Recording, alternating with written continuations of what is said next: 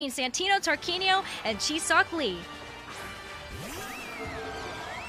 Alright, so from Jiseok, we're gonna see the Dragapult in the Primarina, and you know what?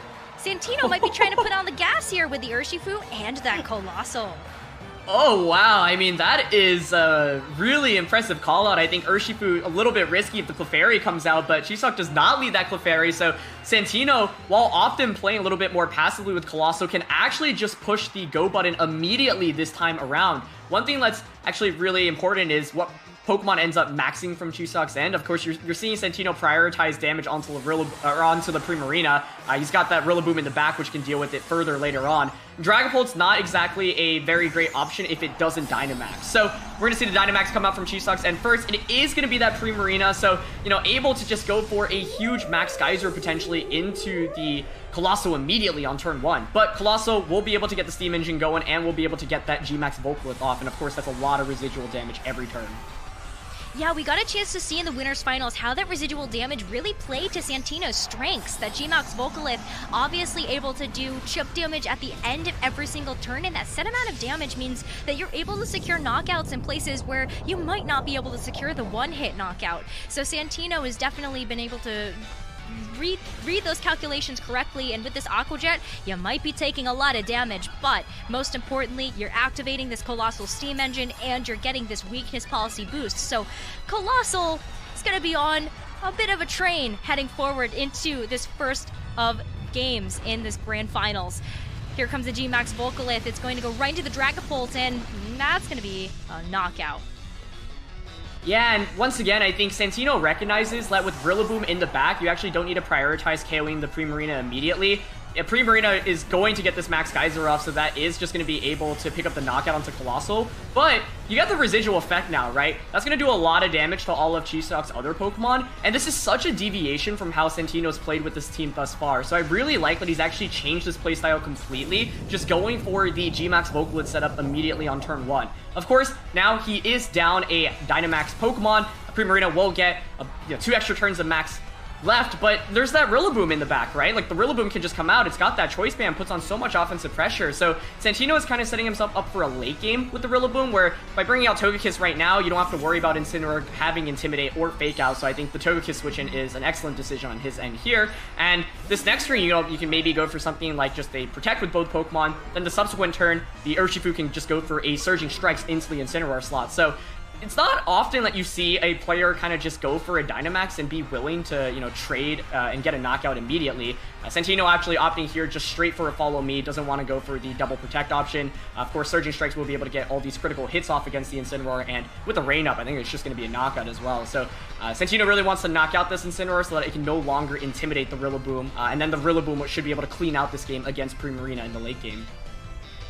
Yeah, I really like what you mentioned, the Rillaboom getting preserved in the face of the Intimidate coming out from the Incineroar, as sure, Incineroar might be able to go for the Fake Out, but ooh, that is going to stop the Surging Strikes for at least one turn. Follow Me, though, going to draw the attention away from the Urshifu as Primarina goes for a Max Hailstorm. Jiseok read this like a book. Yeah, that's why I was thinking it was a little bit risky to not just go for the double Protect option there. By protecting both, you block the Fake Out potential. Sure, the Hail does a little bit of damage into the Togekiss, and, you change the weather as well, so no longer have the rain.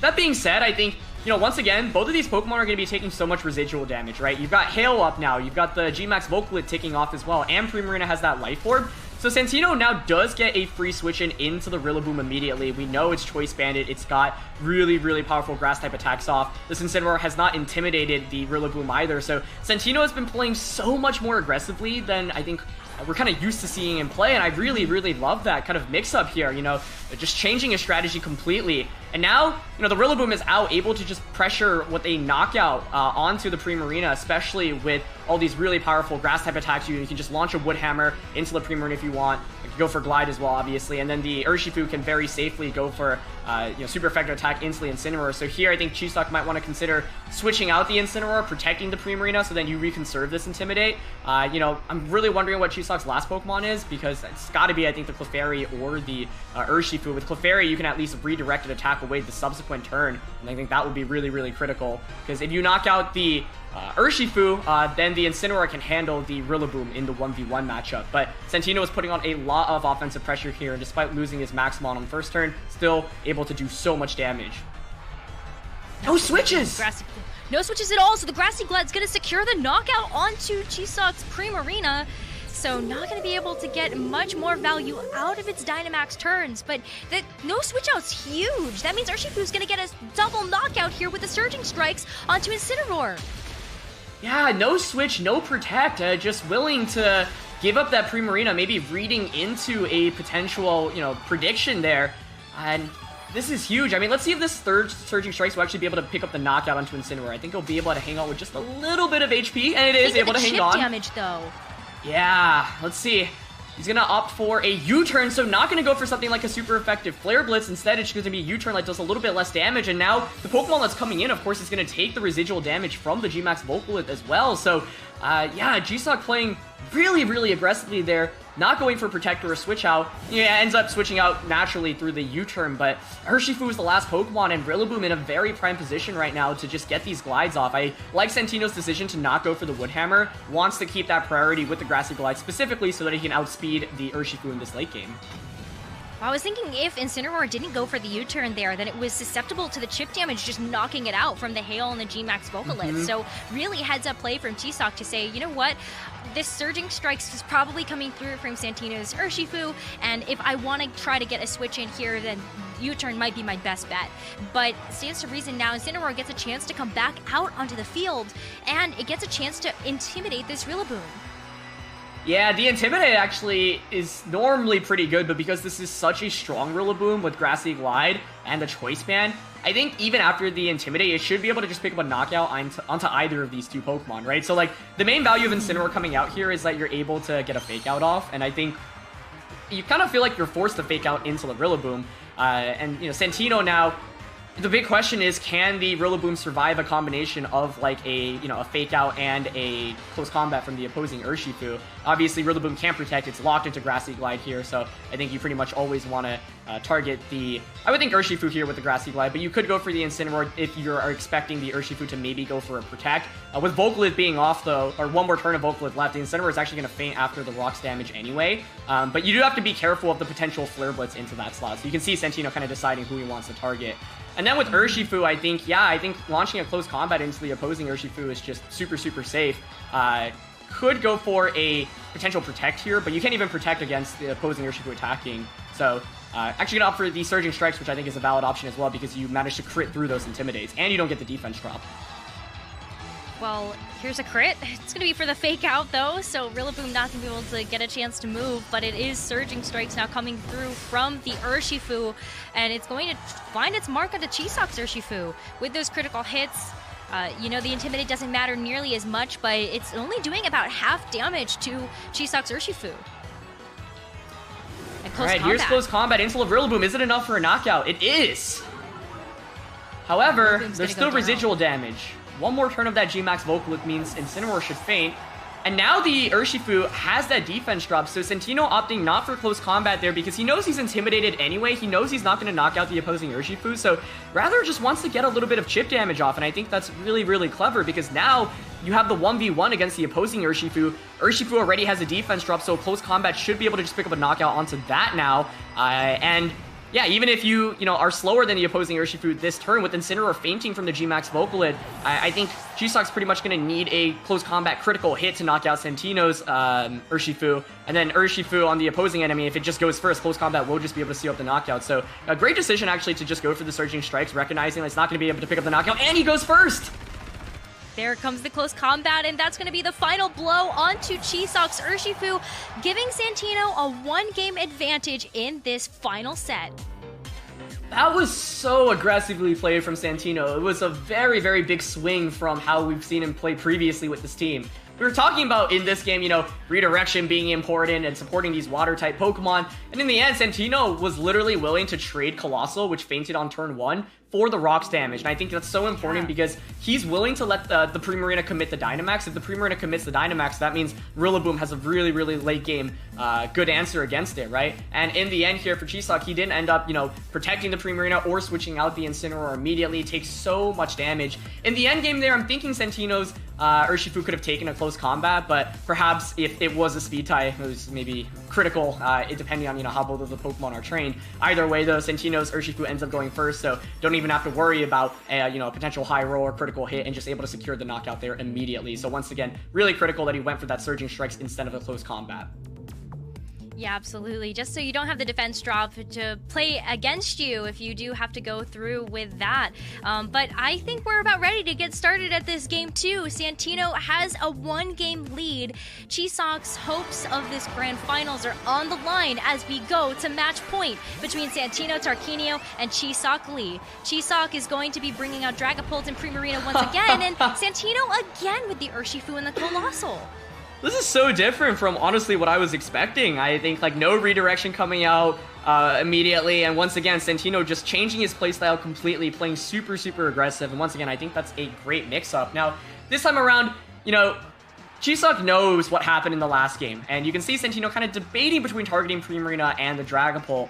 Of course, last time around, it was just a free knockout onto the Dragapult. You trade knockouts, and then you get the Rillaboom in for free, and once again, pressure with the Primarina, and I think...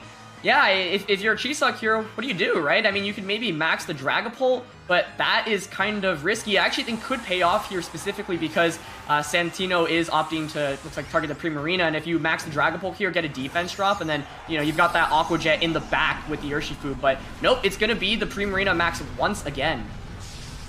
Yeah, this didn't play out super well in Jiseok's favor, given that Santino was able to take this game 1 with a late game Rillaboom in the back, but maybe things are going to play out just a little bit differently depending on what Jiseok decides to do with targeting and maneuvers in this first turn of game 2.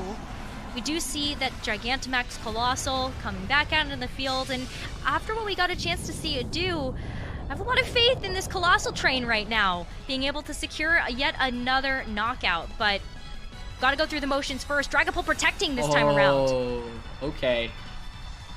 So the protect there to essentially try to burn 1 turn of Dynamax and not give up the Colossal, or give up the Dragapult immediately, because, you know, just sticking around with Pokemon, it's really, really valuable. You don't take as much damage from the residual effect with the Pokemon in the back that you want for the late game. So Colossal, however, gonna go for that G-Max Volcalyph, and as we saw, targeting the Primarina this time, and that's actually so much damage, over 50%. So great call out, expecting that Dragapult protect. Sure, Primarina gets the Max Geyser off, but once again, you have the residual effect off now, and, you know, there's the Rillaboom waiting in the back, so I think Jiseok could have maybe capitalized off this game by actually going for a Dynamax on that Dragapult, launching a Max Phantasma immediately, sacrificing the Primarina, and getting a switch into the Urshifu in the back for his end, because then the Urshifu puts on a lot of offensive pressure. The rain is not going to be up, actually, but you've got the, you know, Aqua Jet and the defense drop coming from the opposing end. So, yeah, I think Santino making a great prediction on this first turn, doesn't whiff an attack into the Dragapult, and now you can just put on so much offensive pressure with Rillaboom, and you can see the kind of the late game offense that Santino has with this team. It's not just about Colossal. Choice Band, Rillaboom, and Urshifu just do so much damage, and Jiseok, kindly enough, set up the rain for Santino as well. Absolutely. The rain is going to be able to help out just a little bit here for both of these players, as Santino still has the Urshifu on the field as well as Jiseok's Primarina. But it's about these next couple of turns. Now that the Dynamax or the Gigantamax is gone from Santino's end, now Santino really has to capitalize on that G-Max Volcalyph damage that's coming through at the end of every single turn. So what Santino decides to do to follow that up here is going to be really important, as Jiseok goes for a defensive switch, bringing in Incineroar in front of these 2 physical attackers, both Rillaboom and Urshifu. Not totally going to want this.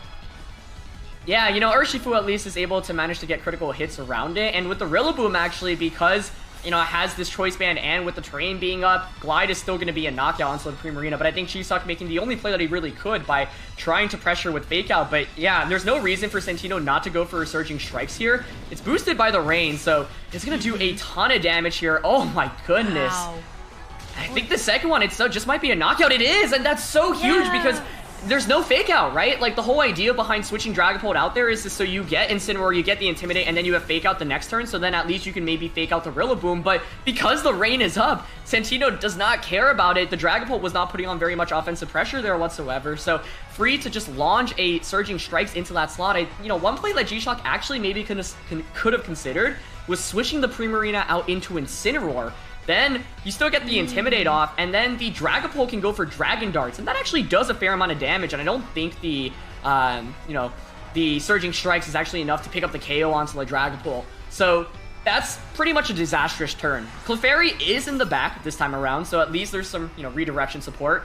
But Primarina has, protected last turn. I think from Santino's end, you can very safely go for a Glide into Primarina and a Surging Strikes into the Clefairy slot, because the Glide kind of covers, if Primarina tries to protect or switch out, well, Clefairy has to follow me, and there is a chance in which Clefairy goes for a Protect here, so Santino going for exactly that. From Jiseok's end, I don't really even know what you can do. I mean, I think at best you can go for a Follow Me, just try to get a knockout with the Primarina, but it is looking very, very hard now after such an aggressive 2 turns again from Santino.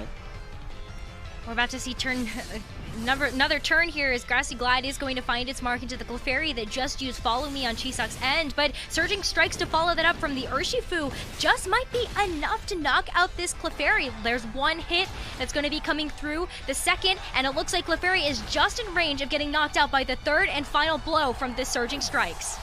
I just cannot express, like, Santino's game plan going into this set was so smart. I mean, he was willing to trade the Colossal on turn 1 just to get, a bunch of damage off, and then also get the Volcalith residual damage. And more importantly, the only way you can actually get that one-hit KO onto Colossal turn 1 is by going for, that Max Geyser. If you go for that Max Geyser, though, you set up the rain, and you can see how this the Urshifu has been fully able to capitalize off the range, just doing so much damage with all the Surging Strikes, able to get the critical hits as well. So it's just really, really impressive how Santino has played this. And yeah, once again, I think Jiseok going for the Protect, trying to counter the play Santino made in that first game, but Santino reads into that, goes for the Volcalith into La Primarina, and that, damage early on is just so difficult because afterwards you have to deal with all the residual damage, you're in KO range from a potential Grassy Glide, and Jiseok's Incineroar just, getting sacrificed immediately for a knockout makes this really, really difficult.